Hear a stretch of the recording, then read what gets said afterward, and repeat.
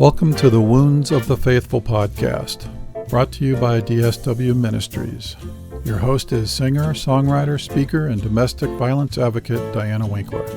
She is passionate about helping survivors in the church heal from domestic violence and abuse and trauma. This podcast is not a substitute for professional counseling or qualified medical help. Now, here is Diana.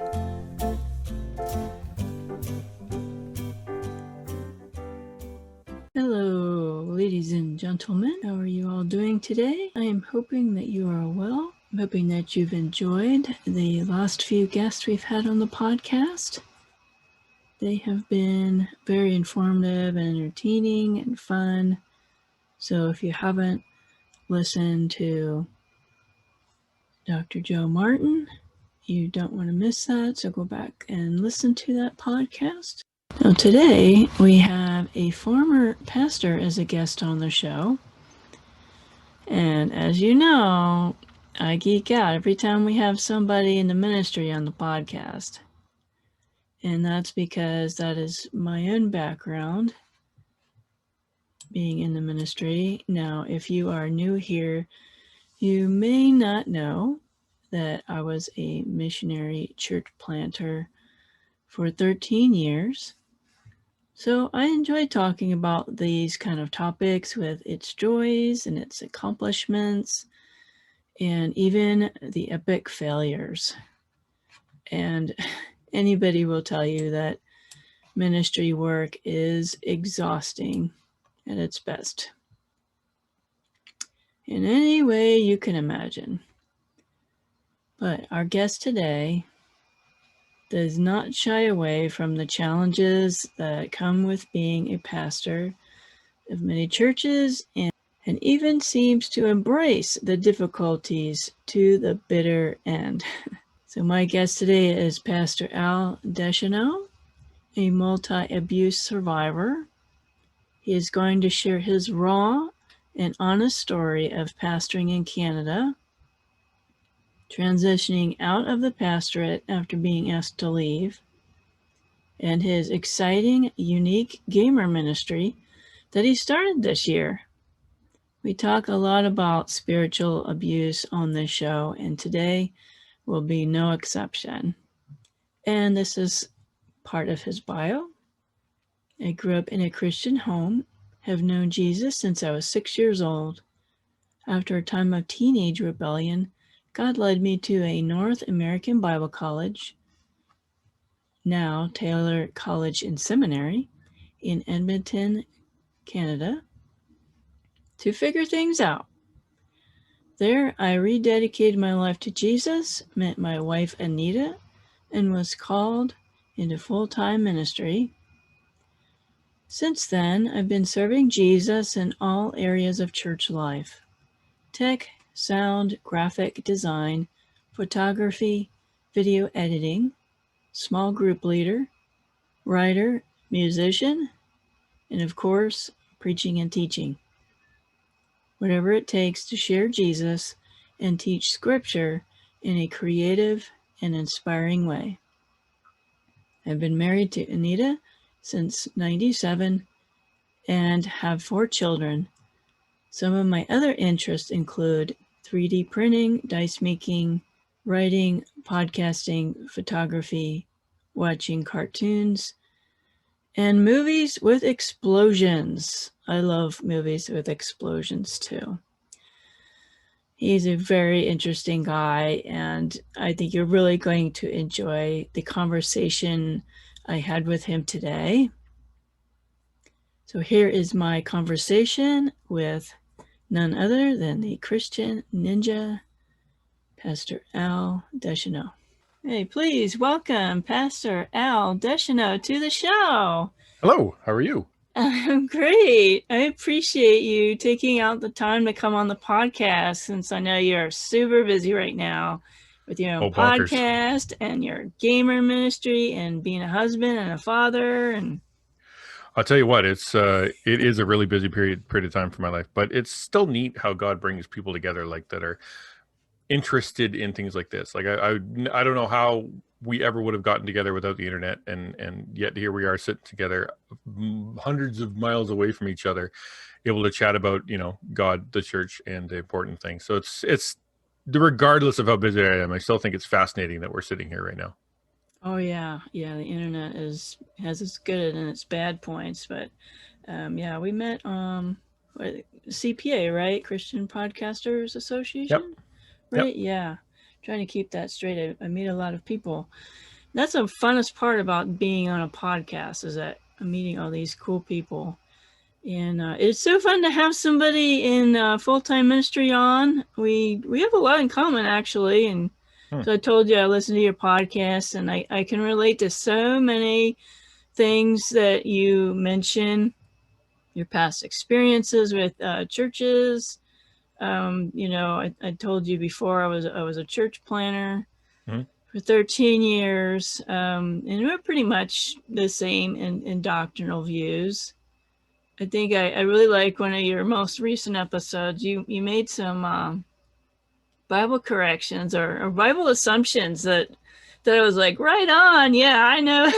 I knew the answers to those. That's good. Good for you. I tried to find as many as I possibly could for that little blast in the middle, where I was just coming up with as many as I possibly could. And I'm like, I want to hit somebody. I want to hit everybody out there. I want everyone listening to go, wait a minute, I thought that one. Oh dang, and then go look into it. But apparently I missed you.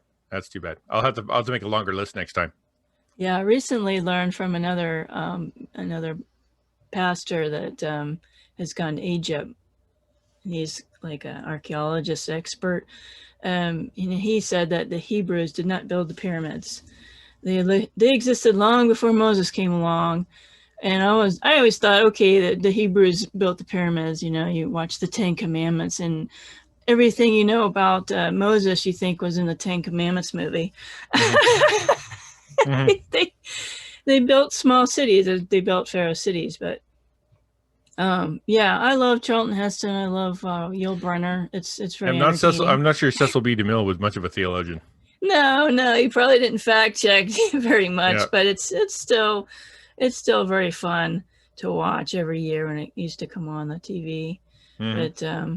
But I've gotten in trouble more than once in church, saying that there weren't 3 wise men at the nativity scene.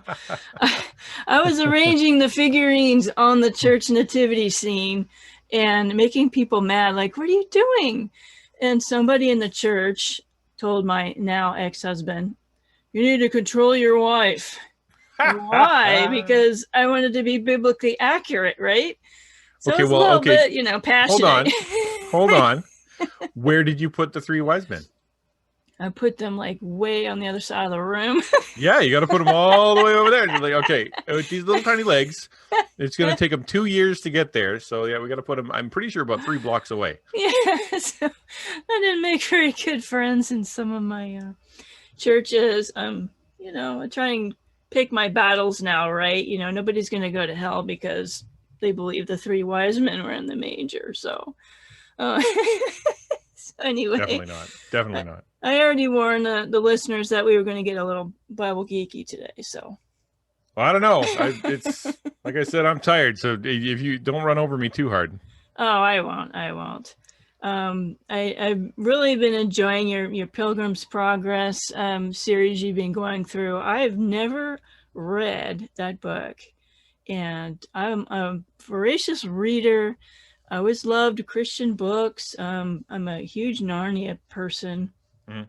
Never got into Lord of the Rings. My husband made me watch the extended director's cut of Lord of the Rings. That's the only way you're allowed to watch it. In one weekend, and so legally, you're not legally allowed to watch it in the theatrical version. I mean, I understand why people like it, but I was like, okay, when is Schmeagol gonna die? And oh my goodness, another battle scene that's way too long. So that didn't really help. But I think you misunderstood the term epic then. It was like super epic, So maybe I'll read the book someday. But Pilgrims Progress is one of the most important books, I think, in my life, and certainly is one I keep coming back to. You have those moments where you're at night and you're lying in bed and you've got 12 books on your bedside table, but you're like, I don't like any of them anymore. I want to pick up a different one. I always lean towards Pilgrims Progress. If I'm going to read something, I'll always lead toward either that or 1984, but usually Pilgrims Progress, because no matter what chapter you're in, what section you're in, there's going to be a part of it that hits where you're at. We talk about how scripture does that, where it's a living document, but because the way Bunyan wrote it was as this analogy for the Christian walk, there's some part of it that is going to hit you where you're walking right now, whether it's the hill of difficulty or that's the pasture on the by side, or whether or not you've wandered into Doubting Castle or whatever it is. All of a sudden you'll be reading it and be like, holy moly, like how did he know 400 and whatever years ago to write exactly what I'm going through right now? And I think it brings a lot of hope to people to be able to say, it's not just me. This is actually a natural part of the journey of a Christian, is that sometimes it is hard. Sometimes you do doubt. Sometimes you realize that I have really gotten myself in trouble here. Sometimes you're surrounded by, the town of vanity, and you wonder why the entire planet looks so weird. Why is everybody's priorities so screwed up? Mm-hmm. And you realize, well, that's part of the process, part of the realization that this world is this isn't it. This isn't the real world. It's something, this is a warped version. And that is what you're feeling, right? And I think that's why I keep coming back to it, because it has such a power for drawing out of me anyway, a new realization of what my faith is like and what the world's like and my perception of it. I'm looking forward to the rest of it. I was really drawn to I'm not sure you'll live that long. Honestly. Well, I do have the book myself now, so I'm going word by word. Honestly, it's terrible. I surprised myself as I'm writing. I'm like, okay, and now I'm done writing this script. Okay, I got the one paragraph into this chapter. All right, I guess we'll just stop now. All right, so it's going to be a little while. Well, it's bite-sized little tidbits that not overwhelmed or hit over the head with it. So I think it's great. Well, I'm an expositor at heart, right? I've been a preacher for a long time, and so the idea of grabbing a tiny little piece, a morsel, and just really chewing on it, or grabbing what you like a precious jewel out of the scripture or out of a book, and really analyzing the multifaceted nature of what that is and all the refraction within it, because especially in the Bible, you suddenly it's like an opposite onion. The more layers you peel away, the more layers there are, and you realize this verse that I thought was about one thing touches every book of the Bible, touches every future, past. It's such a key to understanding life, the universe, and everything. And I didn't know that when I was first studying, but you mine. And so I love doing it. And so I think that's part of it, is because I did that so long with scripture, is that I start doing it with pretty much everything, right? Plus, absolutely. Because I'm a student of R.C. Sproul, I was a big R.C. Sproul fan. He was a philosopher at heart. He was a great theologian, but he was trained in philosophy. And you always know you're talking to a philosopher whenever the first question they ask is, okay, how do you define that? Right? Because if you're talking about something and you're talking to a philosopher, they will force you to define your terms so we are all on the same level. And if you're a student of philosophy and you're a student of R.C. Sproul and you've learned to define your terms, and you're an expositional preacher who spends his time looking through the minutia, you're going to spend a lot of time thinking about the little bits. And that's just where I'm stuck at, which is great because it's my podcast and I can go as slow as I want. It's not like I have to wait. I mean, there are people in church that would lose their mind if I did a 400-week study of Philippians, but sign me up, brother. I told you I'm a Bible geek. So I was really intrigued by your title of your podcast, or the Christian Ninja. I'm a martial artist, so I was like, cool, let's see what this is about. It wasn't about martial arts, but nope. No, I really like the title. I had that problem with my other podcast, which was called Carnivore Theology, which is based on that passage in Hebrews, from milk to meat, right? With And I had people come up to me and wondering if it was a cooking show or not. That's awesome. Oh, well, I guess we should transition into your story, huh? Sure. Let's start with your upbringing. So tell the folks where you were born and your experience growing up in a Christian home, how you got saved and all that. It's a pretty quick story. I mean, my dad got saved when I was 6 years old. He was reading the Bible, started talking to some people at work, and they were talking to him about the scriptures. One guy in particular was saying, like, it's when you read the Bible, it's the word of God, it's truth. And so when he went looking for a church, that believed that, that it wasn't a metaphor. It wasn't, just full of analogies. It wasn't just, a bunch of moralistic rules. Who's reading it as the word of God. And so we bounced all over for a little bit, and then we landed in the Baptist church in town. I grew up in a little town on the foothills of Alberta where there is there's only one kind of tree. A little sidetrack. One of the weird things about living in Ottawa for me is seasons, because I didn't have them where I was. There was winter and there was not winter. There are leaves out here. I hadn't seen leaves before. You know those commercials where you see a car driving down like a beautiful hill, and behind it the leaves are rustling and flowing out the back of it. Right. I thought that was fake. When I was growing up, I did. When I was growing up, I thought, well, they put these things on the ground so that people can drive over them. It wasn't until I moved out east that I actually found that leaves really exist and they do fall. So that's kind of where I grew up. It was a logging town. It was a mining town, and it was very trades oriented. And so the idea of God, of morality and things like that was difficult, because you were talking high divorce rate, high, addiction rate, lots of alcohol, more. There's no, we didn't have a theater, but we had like 5 bars kind of thing. Right. Right. And so my dad gets saved when I'm 6. We start going to church. I immediately am kind of involved. He grows, up in the ranks. He starts becoming, Sunday school superintendent and elder and things like that. And meanwhile, I'm serving everywhere, because, once you're the son of the elder, you're automatically drafted into whatever he's doing. And so it just became natural. My church family was was like my second family growing up, because when I was in school, I was nonstop bullied. The place that I was able to know that I was safe and was at church. So age 12, I go to a Ralph Bell. Is that his name? Billy Graham, kind of his little subordinate there. And then I went to a crusade, went forward, got baptized a couple months later, and was it didn't change anything, because I'd already been saved before that. That was just sort of the official, okay, I walked the aisle kind of thing. And it became, for me, as I was growing up, my identity was Christian. It wasn't, we didn't have a youth group because there weren't very many kids. I didn't have friends because I was picked on like crazy. So I spent a lot of time hanging out with the adults and with my parents and with my family and stuff. And so it ended up becoming a very adult type relationship with the church.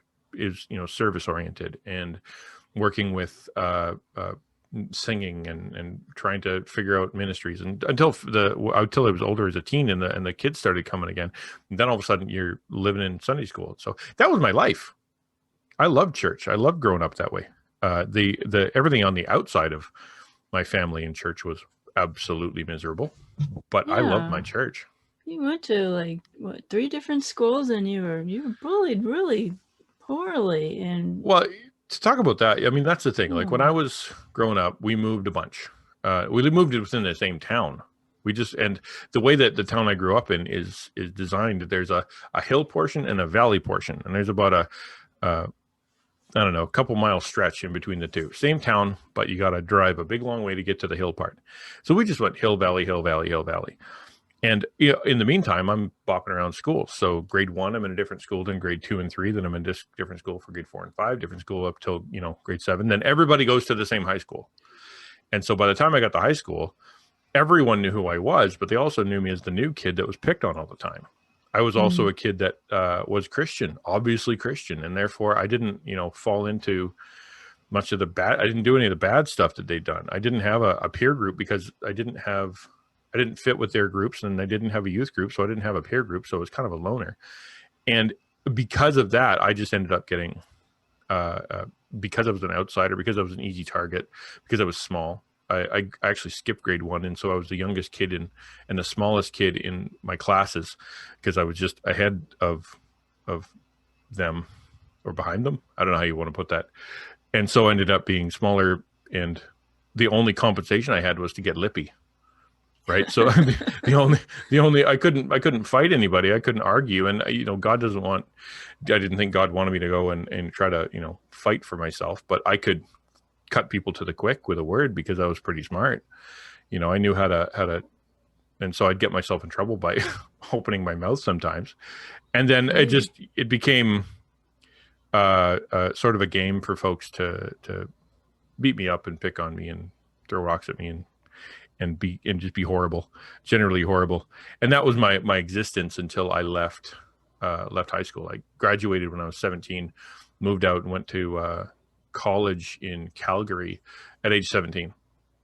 And I was, I was alone. I had one friend in town, and I was utterly just so sick of people. I just stayed in my room. And you paid extra not to have a roommate?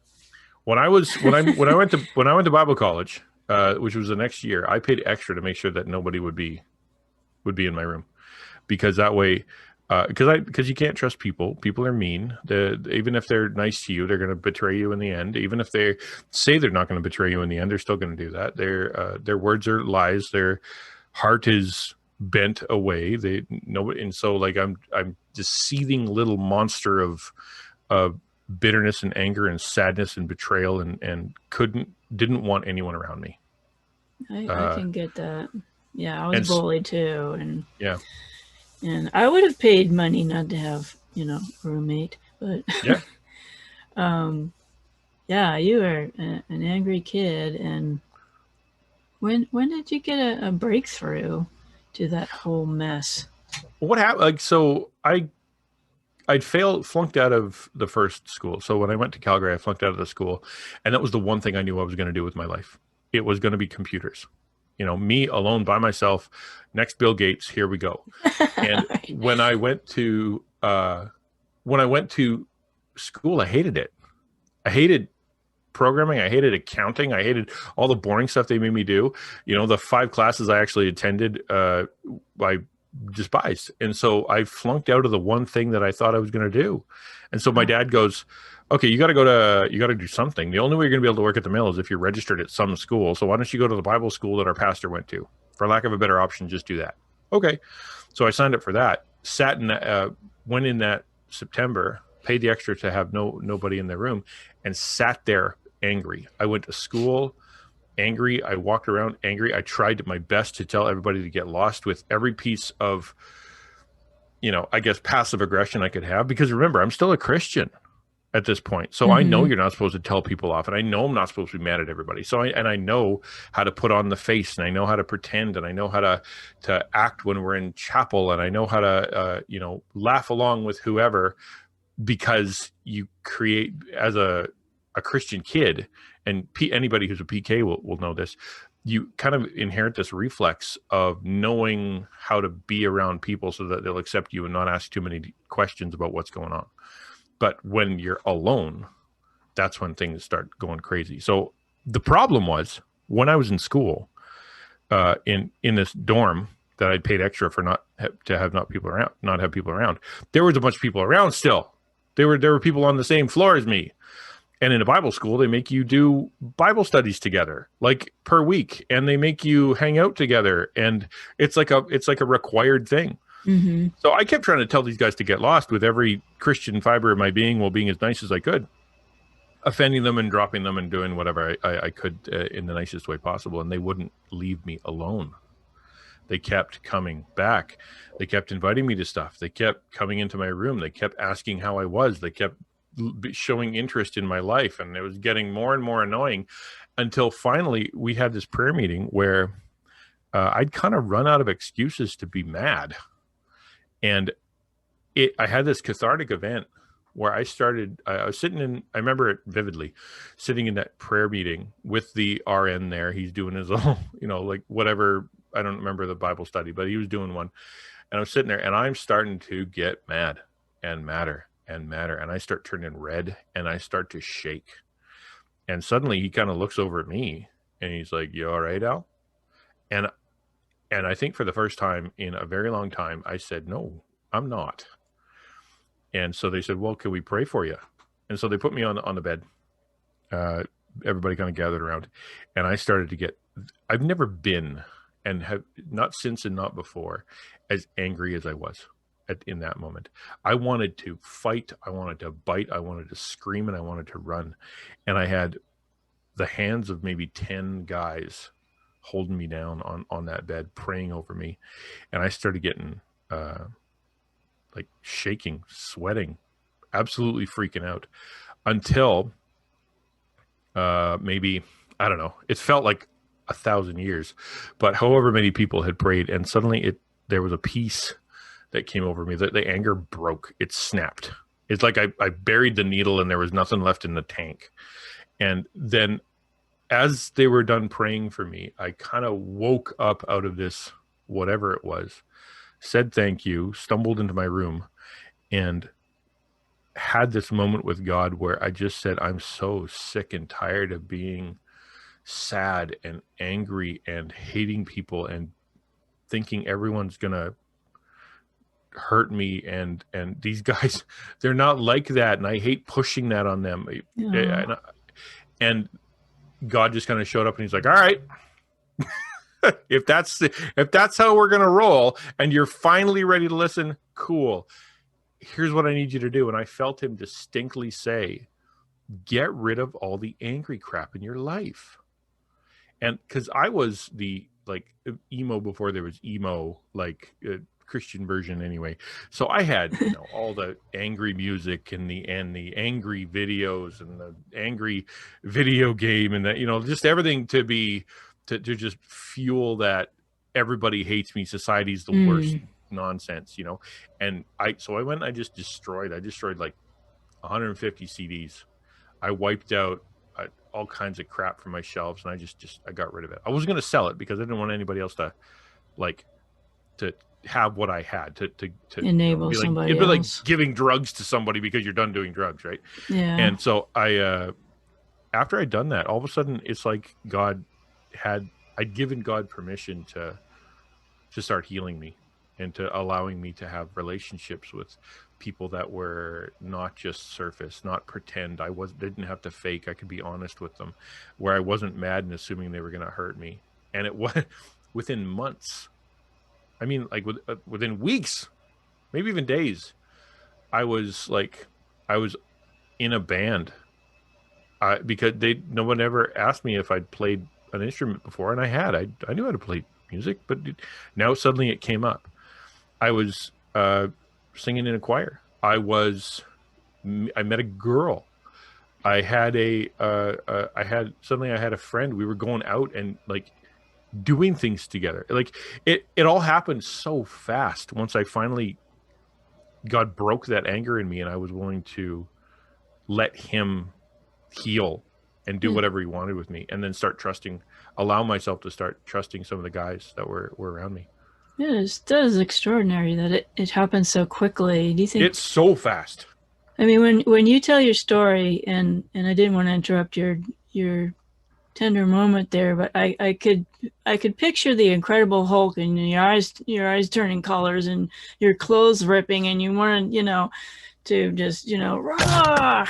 Oh yeah. Except for you got to picture me being like 100 pounds and scrawny, super dark, hair, and extremely sleepy eyes. So other than that, definitely, yeah. So what happened after that? Well, God, I started doing my devos for real, because there's There's reading the Bible and praying because you're a Christian and that's what you're supposed to do, and reading the Bible and praying because you expect God to talk to you and the Bible is living and active and changing your life. They look the same on the outside, but they're very different. And so suddenly God starts getting a hold of my heart. I start actually listening. I start seeing the Bible in a different way. And he says 2 words: stay here. That's all I got. It's all I could handle. Stay here. And so I went and I signed up for the longest course that they had. I said, I want the 4-year degree program, please, because that'll let me stay here for as long as I can stay here. That was my thinking. And so I went and signed up for a Bachelor of Religion. And I didn't know why, except for that's where I was supposed to be. And that's where now I'm married. And now I've got people in my, I had picture. Okay. So you get a little bit of my story now. You kind of can picture me in my room by myself. You kind of know how I grew up and you can kind of picture what I was like in high school. Now picture about 9 months after this cathartic event, I've got 31 college students in my house. I'm standing next to my wife. We're fixing snacks and it's X-Files Simpsons night every week at my house. I've constantly got friends coming and going. I'm in a touring band where I'm able to go around Alberta playing music and having the best time, building relationships that are lasting a lifetime because God changed things. Not because I changed anything, because God changed things. That's what my life was like after that. Those were great 4 years. I still didn't know what I was going to do with my life. Still had no future plans. All I knew is the present plan was stay here. Yeah, and we have a lot of listeners that we've got some that have been raised in the church like you, and then we have some that were raised without any religion at all, or they were totally turned off to religion because of the abusive environment they were in. But I like you pointing out the difference between being a Christian on the outside, which is the fundamental Baptist background that I came from. I wasn't born into that, but that was very important, is that you looked a certain way, and outward conformity was very important. But that doesn't mean there's inward generation going on. No, certainly not. No, you're absolutely right. And part of the danger of that external expression of faith that you learn to practice is that it becomes such a reflex that even after, and I think anybody who's had this experience where you've been that fake Christian, you know that is, it becomes a reflex. And so even when you're trying to change your heart, even when God gets a hold of your heart, you go to a prayer meeting and you feel that reflex come over. Oh, I know how to do this. Da, da, da, da, da, da, and you start saying, and you're like, wait a minute, I'm pretending right now. I'm pretending, they'll start asking Bible questions. You'll be like, oh, I know the answer to that. But they didn't ask you what the answer was. They asked you how it hit your heart. What does it mean to you? And suddenly you're like, oh, wait a minute. They didn't want the Jesus answer. They wanted an actual answer to what's happening in my heart. Like the old Sunday school joke, Johnny's in Sunday school and the teacher says, so class, I am thinking of something. It's small, it's furry, it's brown, it's got a bushy tail, it's got tiny little hands, and it likes nuts. And Johnny raises his hand. He says, teacher, I know this is Sunday school, so the answer is Jesus, but boy, that sure sounds like a squirrel. I haven't heard that one. and you kind of learn, that's what I'm saying. It becomes a reflex, right? This facade. And it takes a little while to break down. And it did for me. And I'm sure there's people out there that have felt that too. And I'd like you to circle back when you were mentioning about the stuff you were listening to, your Smashing Pumpkins and your, your video games and stuff. And there's a lot of ideas about, well, those things are evil and you can't be worldly. And tell us the difference between, okay, these are really hurting my walk with God, and okay, it's all right. It's all right to watch something fun like The Simpsons and not take it so seriously. Can you touch a little bit on that? Sure. Let me use a weird illustration to kind of frame it. So there's a lot of men out there who will complain that they have a problem with lust, right? And for them, struggle with porn, or they struggle with walking down the road and seeing a pretty girl, and they like lust is the problem. So they will externalize the issue, and they will say, if women didn't dress like that, if yoga pants didn't exist, if I didn't live in this really sunny environment where the girls were always, so tanned, then I would be so much better. It's the girl's fault, right? That I think in the same way with music, because the issue is lust. It's on the inside. It's the heart. That's what Jesus says. It's out of the heart, right? And so I think in the same way with music, it's got that. It has that same effect where it by itself is powerful. The art itself has an inherent power to it. Whether it's and I mean good art, like decent music written by someone who is skilled at it. I don't mean production garbage or purposefully angsty, crap. I mean actual like art that's even non-Christian artists. I think if you come to it with maturity, openness, a sense of willingness to listen, an exploration of your emotions, a desire to see God in it, I think there is value to it. I think if inside of you have a desire to feed your sin, to feed your negativity, to find an excuse to feel bad, to find an excuse to feel angry, to find an excuse to feel lustful, and that song, that TV show, that website, that whatever is, it's going to trigger that. It'll give you that push into sin. It'll give you that push towards, now I'm angry. Now I know I can, I can go do this, and because now I can let my emotions take over. And then when I come back, I can say, well, it was because because of that song. I think you bring that stuff with you. So in a sense, like right now, I've been a Christian for a really long time. I've worked through a lot of issues. I'm beyond that. So can I sit there and can I listen to a Smashing Pumpkins song? Sure. Is it going to drive me into an angsty depression where I want to go jump off a bridge or slip my wrists or, no, it's not, because now I bring a completely different person to the mix. But back when I was steeped in it, I used it as fuel, fuel for my anger and fuel for my sadness, fuel for my fear and my rejection of society and to affirm in me all the bad thoughts that I had, because that's what they were singing. And therefore that was me, not the song. So I think we can bring a lot to it. And so I would say this, let me throw a little bit of pastoral caveat in there. There's going to be people out there who think that they're inherently strong enough, that the reason they're listening to what they're listening to, they're strong enough, they just quote unquote like it. And then you can't get away from the fact that it will have an effect. Music by itself, or that TV show, or that book, or that website, or that YouTuber, they will have an effect on you. The question is, are you mature enough? Are you strong enough? Are you able enough? Are you holy enough? Are you connected with God enough to fight that temptation, to resist the devil? Or is that going to suck you into someplace you don't want to be?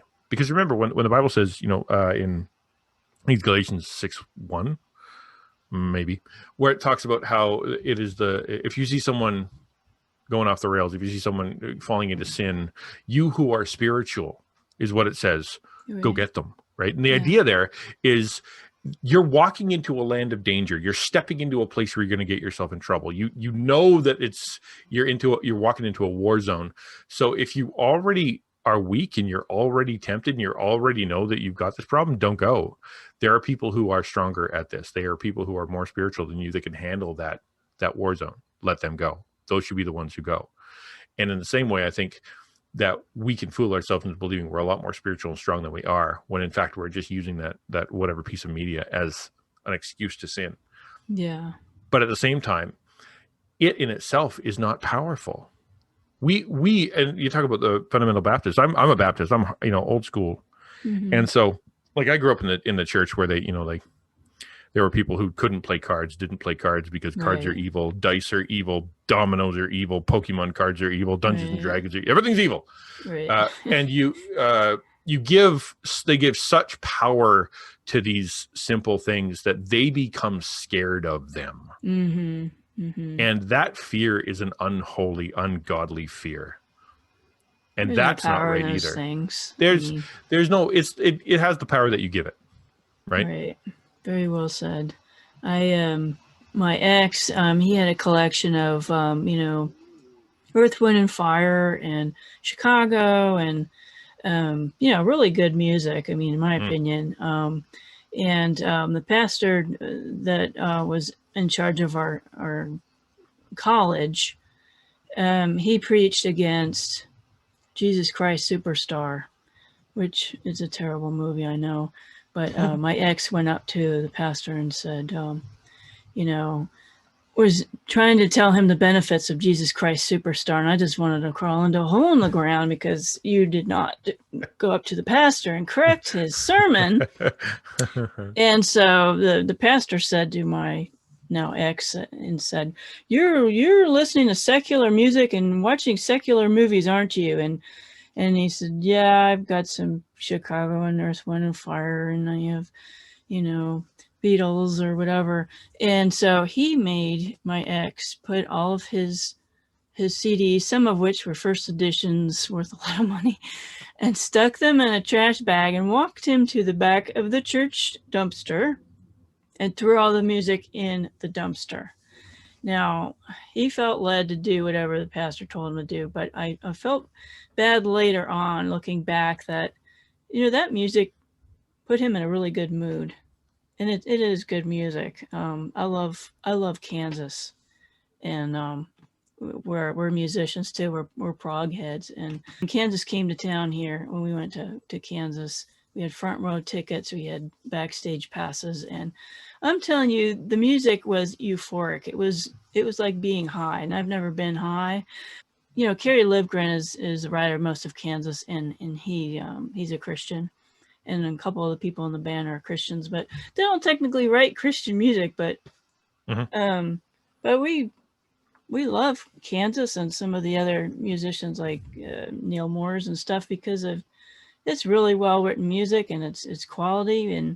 But other Christians and people, of course, from my old life would say, well, you can't listen to that. That's sinful. That's secular music. And it's interesting that you say that because more and more, I would love to sit and ask the question, why?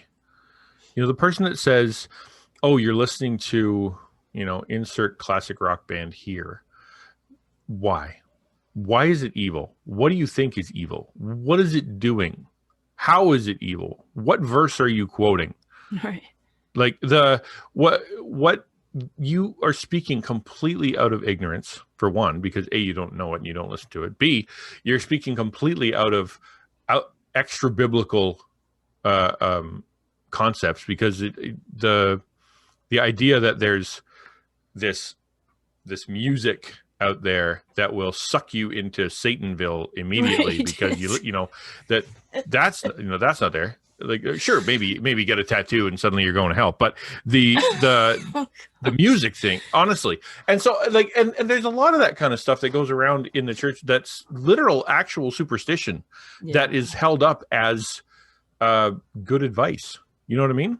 And what's stupid about it, what drives me nuts about it, because I've been alive long enough now, is that these Baptist churches who had pooped on movie theaters and dances and all the the very, very non-threatening stuff that was happening 70 years ago. Now these same churches, they've realized, they've come around. They've gone, well, wouldn't it be nice to go back to when we had sock hops? Wouldn't it be nice to go back to when movies were rated, when you couldn't have that stuff in movies, when TV shows were all, wouldn't it be nice to go back there? And it's like, no, you're asking for the thing that you pooped on nonstop while it came out. Mm-hmm. So give me a break. Like, you want Leave It to Beaver, well, you petitioned against it. Right. It frustrates me to no end, especially because you don't have a biblical leg to stand on. That's what gets me so angry. It's fine. You want to take something away. You want to get upset about it. You want to look at your kid or your youth group or this new Christian, and you want to rip that thing out of their hands and throw it in the garbage. You better have a real solid biblical argument for doing so, because Jesus was so very clear to the Pharisees and to the people that he would criticize about imposing their religion onto someone else that had nothing to do with Scripture. Exactly. He hated that. He judged that hard. Mm-hmm.